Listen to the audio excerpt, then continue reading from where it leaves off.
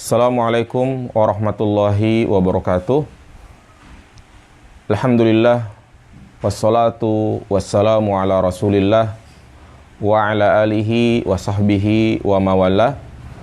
Asyhadu an la ilaha illallah wahdahu la syarikalah wa asyhadu anna Muhammadan abduhu wa rasuluhu la nabiyya ba'dah. Amma ba'du, siswa-siswi kelas 8 SMP IT Alia Islamic School. Insyaallah pada kesempatan kali ini kembali kita akan melanjutkan materi fikih setelah pelaksanaan PTS.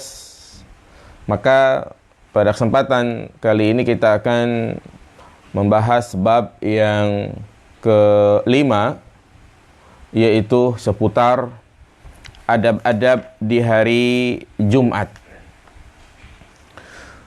Ketahuilah adik sekalian bahwa hari Jumat adalah hari yang sangat istimewa. Di antara hari yang dimuliakan oleh Allah Subhanahu wa taala. Dinamakan hari Jumat, itu para ulama menyebutkan ada dua sebab. Limadza summiyal Jum'atu al-Jum'ah? Kenapa hari Jumat dinamakan hari Jumat? Ada dua sebab. Yang pertama, li jam'iha khalqun katsir. Karena berkumpulnya manusia yang sangat banyak pada hari tersebut. Yaitu tepatnya ketika mengerjakan sholat Jumat, banyak manusia berkumpul, sehingga hari Jumat dinamakan Yaumul Jum'ah.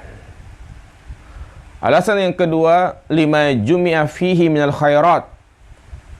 Karena terkumpul di dalamnya banyak kebaikan, banyak keutamaan, banyak keistimewaan.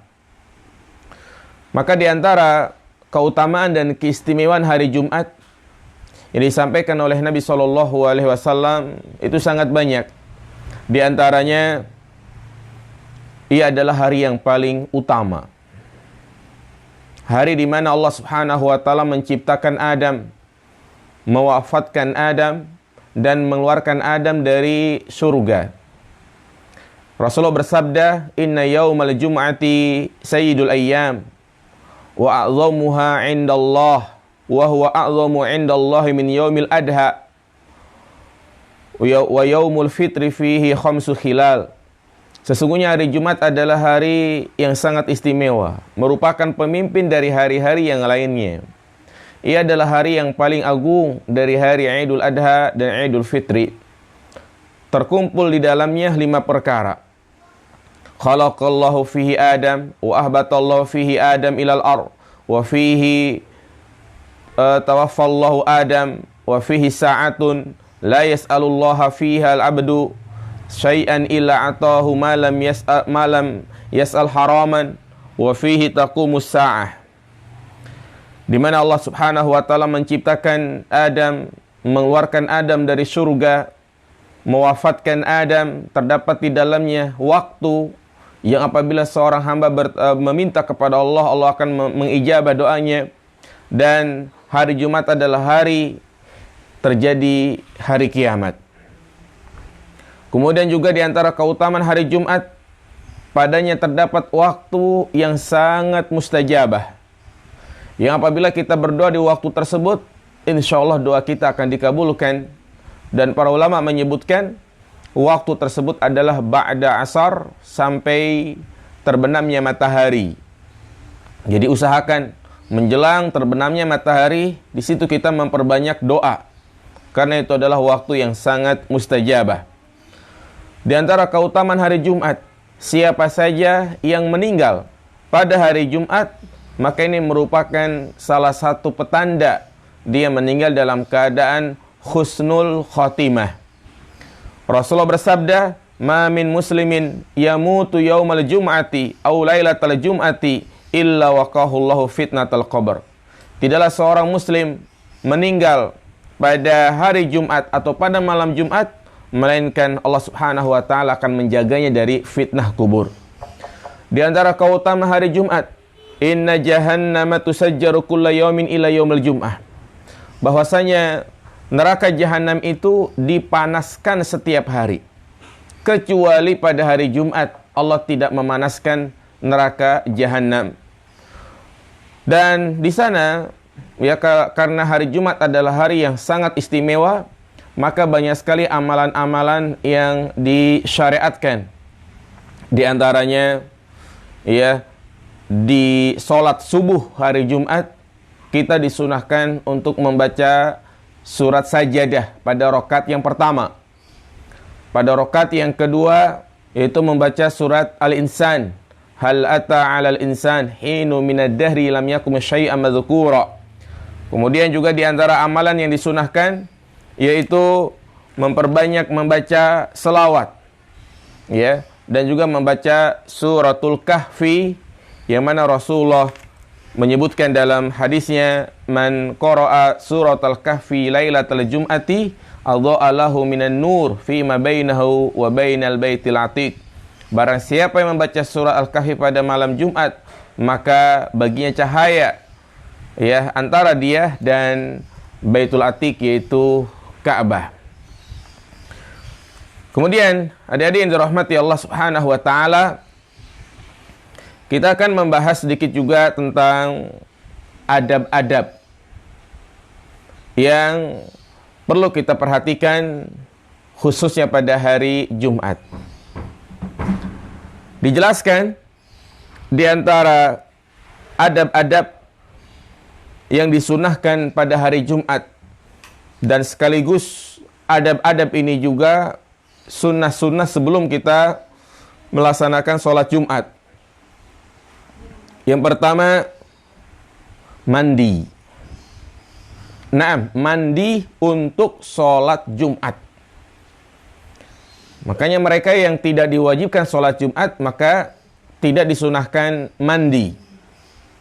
Wanita yang mana dia tidak mengerjakan sholat Jumat, maka tidak disunahkan untuk mandi. Jadi mandi ini disunahkan bagi mereka yang hendak mengerjakan sholat Jumat. Apa kata Rasulullah? Idza jaa ahadukum al-jum'ata falyaghtasil. Barang siapa, ya, atau apabila salah seorang di antara kalian akan pergi untuk sholat Jumat, maka hendaklah dia mandi. Kemudian yang kedua, memakai pakaian yang paling bagus ketika hendak melaksanakan sholat Jumat.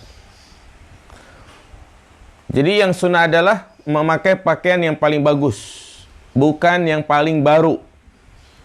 Tentu kita memiliki pakaian yang kita anggap bagus, yaitu menjadi favorit kita, maka pakai pakaian tersebut. Yang ketiga, memakai wangi-wangian. Memakai minyak wangi. Sebagaimana Rasulullah bersabda, Ghuslu yaumil jum'ati wajibun ala kulli muhtalimin wa siwakun wa yamassu minat tib ma qadara alaih. Mandi pada hari Jumat itu wajib bagi setiap orang yang sudah balik. Juga bersiwak dan memakai wangi-wangian semampunya.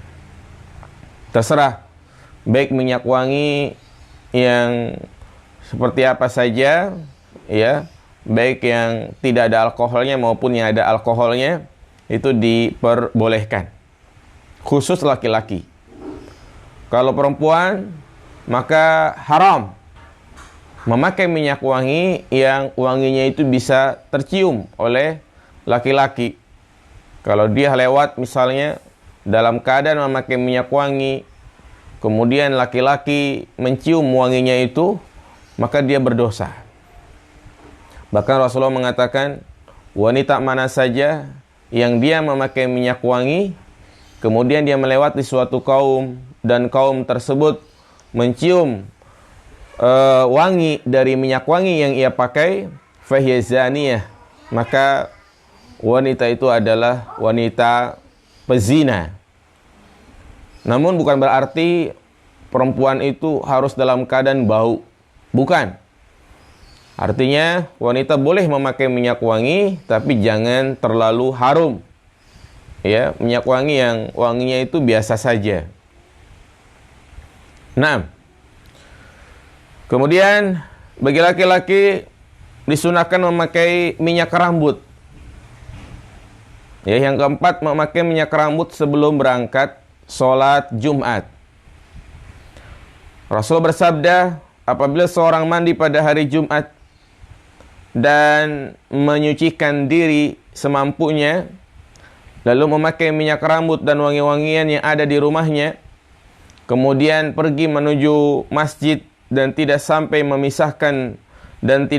memisahkan dua orang yang duduk bersebelahan di dalam masjid, lalu dia sholat sunnah semampunya dan diam mendengarkan khutbah, niscaya dosanya antara Jumat itu dan Jumat sebelumnya akan diampuni. Yang kelima, di hari Jumat, ya, disunahkan untuk memperbanyak membaca selawat kepada Rasulullah sallallahu alaihi wasallam, baik siang maupun malam. Rasulullah bersabda, "Fa'aksiru alayya minas sholati fihi, fa inna sholatakum ma'rudatun alayya." Perbanyaklah selawat kepadaku pada hari Jumat, karena sesungguhnya selawat kalian itu diperlihatkan kepada aku. Jadi, mulai dari maghrib malam Jumat sampai berakhirnya sholat asar, waktu sholat asar itu adalah waktu di mana kita disunahkan untuk memperbanyak membaca selawat. Bagaimana bacaannya? Allahumma salli ala Muhammad wa ala ali Muhammad. Allahumma salli ala Muhammad wa ala ali Muhammad. Ya, ini memperbanyak membaca selawat ini, dan tidak boleh membuat selawat-selawat yang baru yang tidak ada tuntunannya dari Nabi Shallallahu Alaihi Wasallam yang kita lihat banyak sekali beredar. Bahkan tidak boleh menambahi teks ataupun bacaan selawat dengan kalimat Sayyidina. Allahumma sholli ala Sayyidina Muhammad wa ala ali Sayyidina Muhammad. 6. Kemudian yang keenam, bersegera menuju ke tempat pelaksanaan sholat Jumat. Jadi sunnahnya itu adalah kita bersegera. Jangan menunggu muazin mengumandangkan azan. Bukan menunggu imam naik mimbar. Tetapi kita bersegera. Jam 10:30, jam 11. Kenapa? Karena Rasulullah menyebutkan tentang keutamaan mereka yang bersegera bersegera menuju ke masjid. Apa kata Nabi? Man igtasala yaumal jum'ati ghuslal janabati tsumma roha faka'annama qarraba badanah. Barang siapa yang mandi pada hari Jumat seperti mandi junub, lalu ia pergi ke masjid pada saat yang pertama, waktu yang pertama, maka seakan-akan dia bersedekah dengan seekor unta. Wa man roha fi sa'ati saniyati faka'annama qarraba baqarah. Barang siapa yang datang di waktu yang kedua, maka seakan-akan dia bersedekah dengan seekor sapi. Wa man roha fi sa'ati salisati faka'annama qarraba kabshan akran. Barang siapa yang datang pada waktu yang ketiga, maka seakan-akan dia bersedekah dengan seekor kambing yang bertanduk. Nah, atau seekor domba yang bertanduk. Wa man roha fi sa'ati rabi'ati faka'annama qarraba dajjajah. Barang siapa yang datang di waktu yang keempat, maka seakan-akan dia berkurban ataupun bersedekah dengan seekor ayam. Wa man roha fi sa'atil khamisati faka'annama qarraba baydah. Barang siapa yang datang di waktu yang kelima, maka seakan-akan dia bersedekah dengan sebutir telur. Fa idza kharajal imamu hadaratil malaikatu yastami'una dzikra. Apabila imam keluar, ya, maka para malaikat pun bergegas untuk mendengarkan zikir. Ya. Jadi sunnahnya bersegera, jangan menunda-nunda. Kemudian di antara adab pada hari Jumat atau ketika hendak mengerjakan sholat Jumat yang ketujuh, berjalan kaki. Jadi kalau memang masjidnya dekat, maka yang utama adalah berjalan kaki.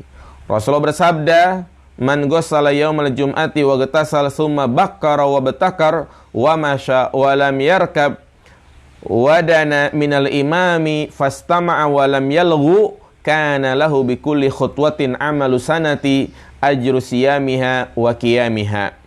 Barang siapa yang berkeramas mandi untuk sholat Jumat lalu bersegera berangkat dan bergegas ke masjid dengan berjalan kaki tanpa menaiki kendaraan, lantas mengambil tempat di dekat imam dan mendengarkannya serta tidak berbuat sia-sia, maka tiap langkahnya akan dibalas dengan pahala puasa dan qiyamul lail selama setahun. Subhanallah.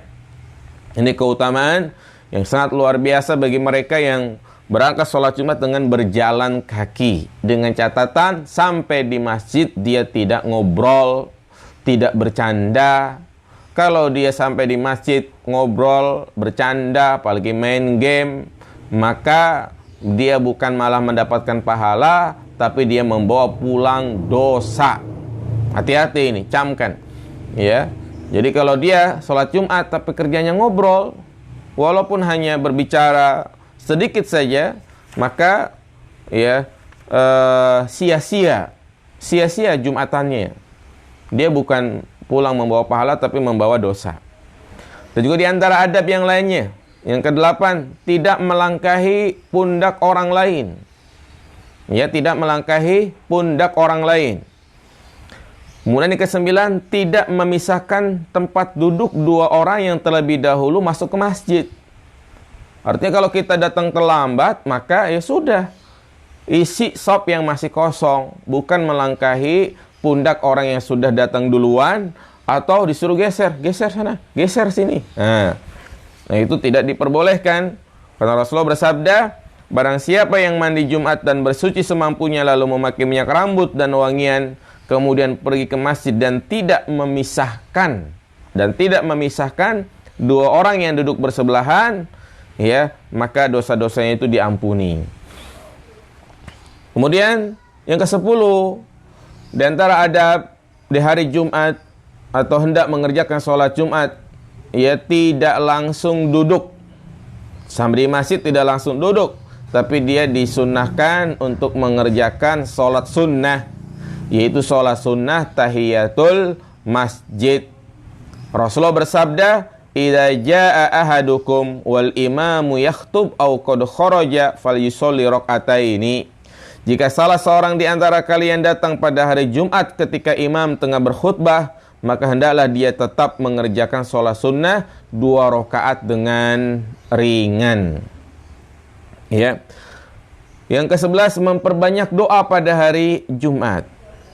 Jadi memperbanyak doa. Rasulullah bersabda, "Inna fil jum'ati la sa'atan la yuwafiquha 'abdun muslimun qa'imun yusolli yas'alullaha khairan illa atahu Allah iyyah." Sesungguhnya pada hari Jumat terdapat suatu waktu yang apabila seorang muslim berdoa memohon kebaikan kepada Allah pada waktu tersebut, niscaya dia akan mengabulkan doanya tersebut. Ya. Yang ke-12, mendengarkan khutbah. Nah ini yang tadi saya sampaikan. Ya, Nabi mengatakan barang siapa yang berbicara ketika imam tengah berkhutbah, maka dia seperti keledai yang membawa kitab-kitab yang tebal, sedangkan orang yang berkata kepada sama jamaah, dengarkanlah khutbah, maka tidak ada sholat Jumat baginya. Kita bilang begitu saja, jangan berisik, itu tidak mendapatkan pahala. Apalagi yang ngobrol. Kadang kita lihat di pojokan masjid, sibuk ngobrol, main game, ya, chattingan, apalagi melihat video di YouTube, tidak mendengarkan imam sedang berkhutbah, maka percuma. Dia tidak mendapatkan apa-apa, dosa yang dia dapatkan. Ya. Nah, ini hati-hati. Kemudian yang ke-13, menghadapkan wajah ke arah imam yang sedang berkhutbah. Jadi badan kita, wajah kita menghadap ke arah imam. Ya, tidak bersender, karena kalau bersandar khawatir tidur. Ya. 6. Makanya disebutkan, jika Rasulullah sudah berdiri tegak di atas mimbar, kami pun menghadapkan wajah-wajah kami ke arah beliau. Kemudian di antara adab yang ke-14 adalah bersiwak sebelum menunaikan sholat Jumat. Rasulullah bersabda, "Laula an asyukku ala ummati la amartuhum bisiwaki 'inda kulli sholatin." Seandainya bukan karena khawatir akan memberatkan umatku, niscaya akan aku perintahkan mereka untuk bersiwak setiap kali hendak sholat. Ya. Kemudian mengerjakan sholat sunnah 4 rakaat atau 2 rakaat setelah sholat Jumat. Ini biasakan. Jadi yang sunnah itu adalah ba'diyah Jumat. Sholat sunnah yang dikerjakan setelah sholat Jumat. Bisa kita kerjakan 4 rakaat atau 2 rakaat. Boleh di masjid dan juga boleh di rumah. Yang tidak ada itu adalah qobliyah Jumat. Karena Rasulullah tidak melaksanakannya. Yang dilakukan oleh Nabi ketika ke masjid, maka beliau langsung naik mimbar. Muadzin mengumandangkan azan dan beliau tidak turun untuk mengerjakan qobliyah Jumat. Nah, jadi itu adab-adab ya sholat Jumat yang Masya Allah ya. Kalau kita melaksanakan adab-adab tersebut, maka sempurnalah sholat Jumat kita. Selain kita mendapatkan pahala sholat Jumat, kita juga mendapatkan pahala dari mengerjakan adab-adab yang tadi kita sampaikan. Ya, demikian untuk materi kali ini. Ya, maka mohon untuk didengarkan, dicatat apa yang saya sampaikan, dan kirimkan hasil catatannya ke aplikasi Google Classroom. Nah, demikian. Subhanakallahumma wa bihamdika asyhadu an la ilaha illa anta astaghfiruka wa atubu ilaih. Assalamualaikum warahmatullahi wabarakatuh.